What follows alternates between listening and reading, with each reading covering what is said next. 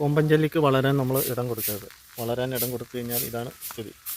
നമ്മളെ കായ്ക്കാറായ തെങ്ങുകളൊക്കെ ഇതുപോലെ കൊമ്പൻചെല്ലിയുടെ ആക്രമണം കൊണ്ട് ഇല്ലാതായി പോകും. ഇതൊക്കെ അടിയിൽ നിന്നാണ് വന്നിട്ടുള്ളത്. അപ്പോൾ നമ്മൾ തന്നെയാണ് കൊമ്പൻചെല്ലിയൊക്കെ വളർത്തുന്നത്. അതെങ്ങനെയാണെന്ന് നമ്മളോട് കാണിച്ചു തരാം. അപ്പോൾ എങ്ങനെയാണ് കൊമ്പൻചെല്ലിയെ നമ്മൾ വളർത്തുന്നതെന്ന് ചോദിച്ചാൽ, നമ്മൾ മുമ്പൊരു വീഡിയോ ചെയ്തിരുന്നു. മുമ്പ് നമ്മൾ ചാണകപ്പൊടി ഇറക്കിയതൊക്കെ ഇതുപോലെ ഓട്ടയാക്കിയിട്ട് നിറനിറയെ ഓട്ടയാക്കിയിട്ട് കൊമ്പൻചെല്ലി കൂടുതലായിട്ട് വളർന്നിട്ട് പറന്നു പോയിട്ടുണ്ട്. അപ്പോൾ നമ്മൾ അന്ന് കുറേ കൊമ്പൻചെല്ലിയെ കൊല്ലുന്നതൊക്കെ നമ്മൾ വീഡിയോ എടുത്തിരുന്നു. അപ്പോൾ തെങ്ങിനും കഴുങ്ങിനൊക്കെ ഇടാനായിട്ട് നമ്മൾ വളം ഇടാനായിട്ട് ചാണകപ്പൊടി ഇറക്കും. അതിൽ നമ്മൾ കുറച്ചൊക്കെ പല ആവശ്യത്തിനായിട്ട് എടുത്തു വെക്കും. അപ്പോഴാണ് ഈ കൊമ്പൻചെല്ലി വളരുന്നത്. അപ്പോൾ അതിൻ്റെ വളർച്ച എങ്ങനെയാണ് തടയുന്നത് എന്നാണ് നമ്മളിവിടെ കാണിക്കുന്നത്. നമുക്ക് ചാണകപ്പൊടി എത്ര വേണമെങ്കിലും എടുത്ത് വെക്കാം, എത്ര കാലം വേണമെങ്കിലും എടുത്ത് വെക്കാം.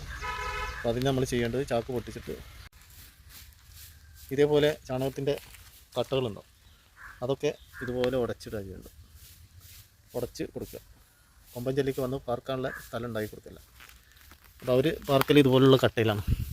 കട്ട ഇങ്ങനെ പൊട്ടിക്കുമ്പോൾ കാണാം കൊമ്പൻചെല്ലി. ഇപ്പോൾ ഇതായിട്ടില്ല, ആവാനാവണുള്ളൂ.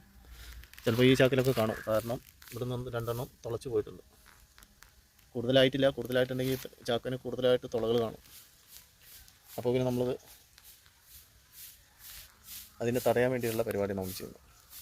അപ്പോൾ അതിനെ തടയാൻ ഇങ്ങനെ ചെയ്താൽ മതി, ഇത്ര മാത്രം ചെയ്താൽ മതി. കൂടുതൽ വേർക്കേണ്ട ആവശ്യമില്ല. ഇതുപോലുള്ള കട്ടകളൊക്കെ ഇതേ രീതിയിൽ ഉടച്ചിടുക.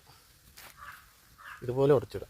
എങ്കിൽ കൊമ്പൻചെല്ലിക്ക് യാതൊരു താമസിക്കാനുള്ള വീടുകളൊന്നും ഉണ്ടാവില്ല. മറ്റേത് ഈ വീട് ഇതിൻ്റെ ഉള്ളിൽ ആണ്, ഇതിങ്ങനെയാണ് അടക്ക് പൊട്ടിച്ചാൽ കൊമ്പൻചെല്ലി ഉണ്ടാവും. അത് അറിയുന്നവർക്കറിയാം. അപ്പോൾ അതില്ലാതാക്കാനാണ്, നമ്മളെ തെങ്ങിനൊക്കെ സംരക്ഷിക്കാൻ വേണ്ടിയിട്ടാണ് നമ്മളിങ്ങനെ ചെയ്യുന്നത്. നമ്മൾ കുറേ വളം വാങ്ങും, തെങ്ങിനിട്ട് കൊടുക്കും, ബാക്കിയുള്ളത് നമ്മളവിടെ എടുത്ത് വെക്കും. അപ്പോൾ അതിലൂടെ കൊമ്പൻചെല്ലി വളർന്ന് നമ്മൾ വളർത്തുന്ന തെങ്ങിനെ തന്നെ ഇല്ലാതാക്കും. അപ്പോൾ അതില്ലാതാവാൻ വേണ്ടിയിട്ടാണ് നമ്മളിങ്ങനെ ചെയ്യുന്നത്. ഇതുപോലെ പൊടിച്ച് വെക്കുക. ഇതുപോലെ പൊടിച്ചിട്ട് മഴയും വെയിലും കൊള്ളാത്ത സ്ഥലത്ത് എടുത്തു വെച്ചാൽ ഇതിന് യാതൊരു ഫലവും നഷ്ടപ്പെടില്ല. എത്ര കാലം വേണമെങ്കിലും ഉപയോഗിക്കാം. മഴയും വെയിലും കൊള്ളാൻ പാടില്ല. വെയിൽ കൊണ്ടാൽ ദുർബലപ്പെടും, മഴ കൊണ്ടാൽ അതിൻ്റെ പസമെല്ലാം നഷ്ടപ്പെടും. അപ്പോൾ രണ്ടും ദോഷമാണ്. അപ്പോൾ രണ്ടും ഇല്ലാത്ത രീതിയിൽ നമ്മളിതിനെ എടുത്തു വെച്ചാൽ മതി. അപ്പോൾ കൊമ്പൻചെല്ലിയും വരില്ല. നമുക്ക് ആവശ്യമുള്ളപ്പോൾ ചെടിക്കോ മറ്റുള്ളതിനൊക്കെ ഇട്ട് കൊടുക്കാം. നമുക്കിത് എപ്പോഴും ആവശ്യമാണ്, അതുകൊണ്ടാണ് ഞാനിത് എടുത്ത് വെക്കുന്നത്. അപ്പോൾ മറ്റുള്ളവർക്ക് തെങ്ങ് കവുങ്ങ് ഉള്ളവർക്ക് അത് ഇറക്കിയിട്ട് അതേപോലെ ഇട്ട് കൊടുത്താൽ പ്രശ്നങ്ങളൊന്നുമില്ല. പക്ഷേ നമുക്ക് ചെടികൾ, കുരുമുളക് ഇങ്ങനെയുള്ളതൊക്കെ പ്ലാന്റുകളൊക്കെ ഇവിടെ ഉണ്ടാക്കുന്നുണ്ട്. അപ്പോൾ നമ്മളത് ഇതിങ്ങനെ എടുത്ത് വെച്ചേ മതിയാവും. അപ്പോൾ അങ്ങനെ എടുത്ത് വെക്കുന്നവർക്ക് ഒരു അറിവിന് വേണ്ടിയിട്ടാണ് നമ്മൾ ഇന്ന് ഈ വീഡിയോ ചെയ്യുന്നത്.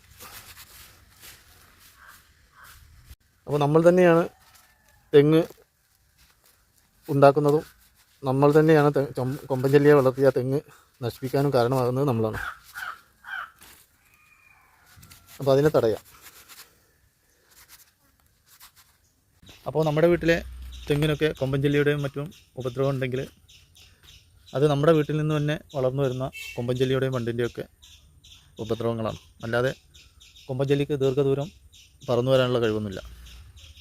അപ്പോൾ അത് നമ്മുടെ വീട്ടിൽ നിന്ന് ചാണകപ്പൊടിയിൽ നിന്നും നമ്മൾ കൂട്ടിയിട്ട ചപ്പ് ചവറിൽ നിന്നും ഈ കമ്പോസ്റ്റിനൊക്കെ കൂട്ടിയിട്ട് ചപ്പ് ചവറിൽ നിന്നൊക്കെ ഉണ്ടാകുന്നതാണ്. നമ്മൾ അലസമായി പലയിടത്തും കൂട്ടിയിട്ട കച്ചറ കൂമ്പാരങ്ങളിൽ നിന്നൊക്കെ ഇത് പെരുകാൻ സാധ്യത കൂടുതലാണ്.